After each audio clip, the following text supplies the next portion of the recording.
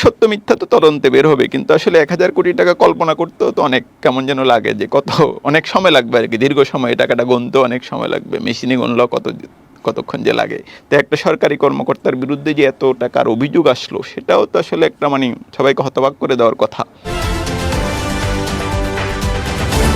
সুপ্রিয় দর্শক, মানবজমিন নিউজরুম থেকে আপনাদের সঙ্গে রয়েছি আমি আইরিনা চোল, আমার সঙ্গে রয়েছেন সাজিদুল হক।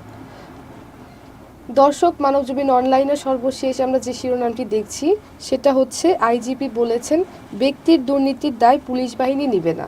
তার এই বক্তব্য প্রশংসার যোগ্য, কিন্তু বাংলাদেশের দুর্নীতি নিয়ে আলোচনা থামছেই না। এনবিআর এর আরেকজন কর্মকর্তার বিরুদ্ধে অভিযোগ নিয়েও রীতিমতো তোলপাড় শুরু হয়েছে।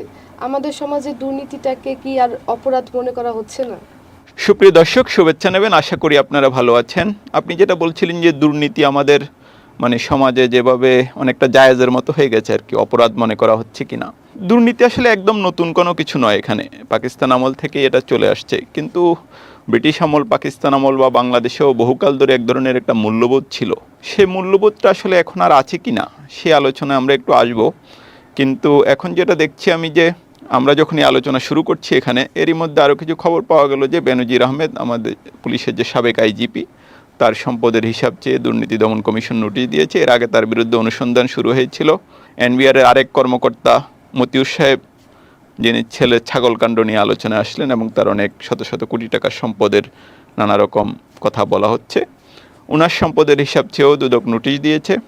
এবং দুদকের আসলে এক ধরনের আইনি প্রক্রিয়া, সেটা একটা দিক তা আছে। আরেকটা দিক আছে যে আরেকজন এনবিআর কর্মকর্তার বিরুদ্ধে আপনি যেটা বলছেন অভিযোগ নিয়েও তোলপাড় চলছে। ভদ্রলোকের নাম হচ্ছে কাজী আবু মাহমুদ ফয়সাল। আমরা যেটা দেখলাম সেটা আসলে একটা বিস্ময়কর ঘটনা, যে তার বিরুদ্ধে ১,০০০ কোটি টাকার দুর্নীতির অভিযোগ এসেছে। সত্য মিথ্যা তো তদন্তে বের হবে, কিন্তু আসলে ১,০০০ কোটি টাকা কল্পনা করতেও তো অনেক কেমন যেন লাগে যে অনেক সময় লাগবে আর কি, দীর্ঘ সময় টাকাটা গুনতেও অনেক সময় লাগবে, মেশিনে গুনলেও কতক্ষণ যে লাগে। তো একটা সরকারি কর্মকর্তার বিরুদ্ধে যে এত টাকার অভিযোগ আসলো, সেটাও তো আসলে একটা সবাইকে হতবাক করে দেওয়ার কথা। এবং আমাদের পত্রিকাতে একটা ছাপা হয়েছে রিপোর্ট যে শ্বশুরের নামে প্রায় ৬ কোটি টাকায় একটা ফ্ল্যাট কিনে উনি নিজে থাকেন আর কি সেখানে। এখন পর্যন্ত তার বিরুদ্ধে যেটা আমরা ব্যবস্থা দেখলাম, যে তাকে ঢাকা থেকে বগুড়ায় বদলি করা হয়েছে এত ভয়াবহ একটা অভিযোগের পরে, এবং এটা হয়তো তাদের প্রক্রিয়াই সেটা। তো একজন সিনিয়র সাংবাদিক দেখলাম ফেসবুকে অনেকটা দুষ্টামির ছলে লিখেছেন যে তাকে মনে হয় যেন বলা হলো, বাবা বগুড়ায় যাও, গিয়ে একটু দই টই খেয়ে আসো। ঠিক আছে, দুর্নীতিটাকে আসলে কতটা মাইল্ড আমরা করে দেখছি। এবং আমাদেরই বর্তমান পার্লামেন্টেরই সংসদ সদস্য এবং সাবেক পররাষ্ট্রমন্ত্রী ডক্টর মোমেন, তিনিও কিন্তু প্রকারান্তরে এটা নিয়ে প্রশ্ন তুলেছেন। আমি তার একটা স্ট্যাটাসে পড়ছিলাম ফেসবুকে, যে উনি যেটা বলেছেন যে এই এক দপ্তর থেকে আরেক দপ্তরে বদলি, এটা দুর্নীতির কোনো শাস্তি হতে পারে না। উনি যেটা বলেছেন যে এগুলো তদন্ত করে যাদের অবৈধ সম্পদ আছে এগুলি বাজেয়াপ্ত করা প্রয়োজন। ২৫০টিরও বেশি ডিজাইন অপশন নিয়ে ওয়ালটন স্মার্ট ফ্রিজ, বোঝে আপনার প্রয়োজন। এখন আসলে দুর্নীতির বিরুদ্ধে এরকম একটা কঠোর পদক্ষেপই এই সমাজে খুব জরুরি হয়ে পড়েছে। কারণ একটা সরকারি কর্মকর্তা এত সম্পদের মালিক, এটা আসলে কি বলবো, এটা বিস্ময়কর চেয়েও বড় কিছু। এখন এটা দুটা দিক আছে, একটা হলো আইনি দিক, আর একটা হলো আপনি যেটা বলছিলেন যে এক ধরনের সামাজিক নৈতিকতা, মূল্যবোধের দিক। আইনি দিকের মধ্যে আবার অনেক ব্যাপার, যে একটা হলো কি আমাদের যে আইনি প্রক্রিয়া, এটা আসলে এক ধরনের স্লো, এটা হুটহাট করে আসলে কারো বিচার এখানে হয়ে যায় না, এটা একটা ধীর গতিতে চলে আইনি প্রক্রিয়াটা। তো সেক্ষেত্রে আমরা দেখি যে অনেক ক্ষেত্রে দুর্নীতিবাজরা এই আইনের ভিতর থেকে বের হয়ে যায়। বিশেষ করে যারা ক্ষমতাবান, প্রভাবশালী, এদের আইনের লম্বা হাতের চেয়েও এদের হাত লম্বা, আইন শেষ পর্যন্ত তাদেরকে অনেককেই ধরতে পারে না। আরেকটা আছে দুর্নীতির মামলাগুলি বা দুর্নীতির অভিযোগ কোনো কোনো ক্ষেত্রে রাজনৈতিক উদ্দেশ্যে ব্যবহার হয় কিনা। এটা কোনো সরকারের, বিশেষ সরকারের আমলের কথা আমি বলছি না, এটা সব সরকারের আমলেই এই প্রশ্ন উঠেছে যে দুর্নীতির মামলাগুলো বা দুর্নীতির অভিযোগ রাজনৈতিক উদ্দেশ্যে ব্যবহার হয় কিনা। সেটা আসলে পুরো প্রক্রিয়াটাকে প্রশ্নবিদ্ধ করে ফেলে, এটা একটা। আর একটা কথা হচ্ছে গিয়ে লর্ড আটকিনের একটা কথা আছে যে power tends to corrupt and absolute power corrupt absolutely. ক্ষমতাও আসলে অনেক সময় দুর্নীতিকে এক ধরনের প্রশ্রয় দেয়, সে প্রসেসিংয়ে নিয়ে যায়। আর যেটা সামাজিক কথা বললেন, যে আমাদের এখানে আসলে সামাজিকভাবে দুর্নীতিকে খুব বড় অপরাধ মনে করা হয় কি না, সে প্রশ্ন আমার রয়েছে। কারণ আমরা খুব কম দপ্তরই পাবেন বিশেষ করে সরকারি, যে আপনি কোনো ঘুষ না দিয়ে বা কোনো রকম তদবির না করে স্মুথলি আপনার সেবাটা হয়তো পাবেন না।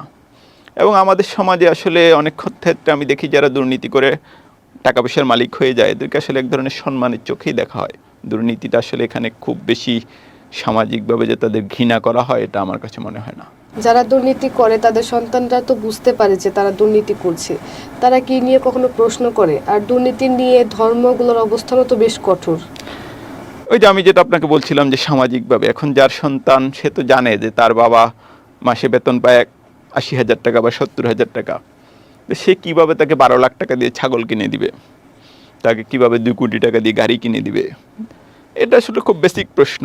এবং আমাদের এক সাবেক সহকর্মী ছোট ভাই রাজীব আহমেদ এটা নিয়ে একটা লেখাও লিখেছে প্রথম আলোতে, যে এটা আসলে কেউই আসলে আমরা তার বিশেষ করে পরিবারে কোনো সন্তানই হয়তো আমরা ওইভাবে প্রশ্ন করি না। কোনো সন্তান মানে বেশিরভাগ ক্ষেত্রেই যে বাবা তুমি যে এইভাবে কোটি কোটি টাকা আয় করছো, এই টাকার উৎস কী? এই আয়ের তোমার বেতন এত টাকা না, কিন্তু তুমি দেখা যাচ্ছে 10 লাখ টাকা দিয়ে ছাগল কিনো, 12 লাখ টাকা দিয়ে গরু কিনো, 2 কোটি টাকা দিয়ে গাড়ি কিনো, শুধু একার জন্য না, ছেলের জন্য একটা কিনে, মেয়ের জন্য একটা কিনে। তো এই টাকাটা আসলে কোথায় পায় তারা? এবং এই প্রশ্নটা আসলে ওই যে বললাম যে সামাজিক যে মূল্যবোধটা, মানে দুর্নীতি বা ঘুষ যে একটা অপরাধ, এটা আসলে খুব বেশি এখানে বিবেচ্য নেওয়া হয় না। আমি যেটা মাঝে মাঝে বলি যে নারী পুরুষের সম্পর্ক ব্যতীত অন্য অনেক অপরাধকেই আমাদের এখানে ওইভাবে অপরাধ হিসেবে ট্রিট করা হয় না। যে ঘুষ খেয়েছে মনে হচ্ছে এটা স্বাভাবিক ব্যাপার, দুর্নীতি করে কোটি কোটি টাকার মালিক হয়েছে, এটা একটা স্বাভাবিক ব্যাপার।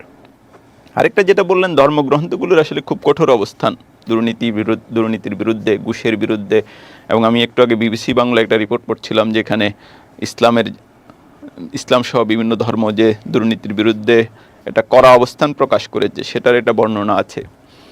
এবং কোরআন হাদিসে সরাসরি এ ব্যাপারে আয়াত আছে। কিন্তু এর চেয়েও বড় ব্যাপার আমি যেটা ইন জেনারেল দেখি, যে দুর্নীতি বা ঘুষ কি এক ধরনের জুলুম, এবং মানুষের উপর জুলুম করা কিন্তু সর্বোচ্চ লেভেলের অপরাধ।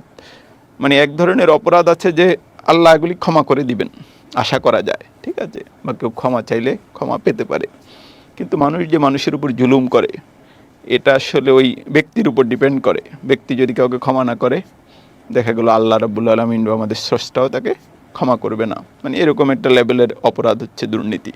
কিন্তু আমাদের সমাজে আসলে দুঃখজনক হলেও সত্য, এমনকি আমাদের যে ওয়াজ মাহফিলগুলি হয় সেখানে নানা ইস্যুতে বক্তব্য আসে, কিন্তু এই ঘুষ দুর্নীতি নিয়ে আসলে খুব বেশি বক্তব্য আমি শুনি না। আমি ছোটোবেলা থেকে খুব ওয়াজ শুনতাম। একটা জীবনে আমাদের 3 বন্ধুর একটা দীর্ঘ সময় গেছে দিনের পর দিন বিভিন্ন মাহফিলে গিয়ে, কিন্তু আমি আসলে দুর্নীতি বা ঘুষের বিরুদ্ধে সেইভাবে কোনো কঠোর বক্তব্য শুনিনি কখনো। মানবজমিন নিউজরুম থেকে আজকের মতো এখানেই শেষ করছি। সকলে ভালো থাকুন।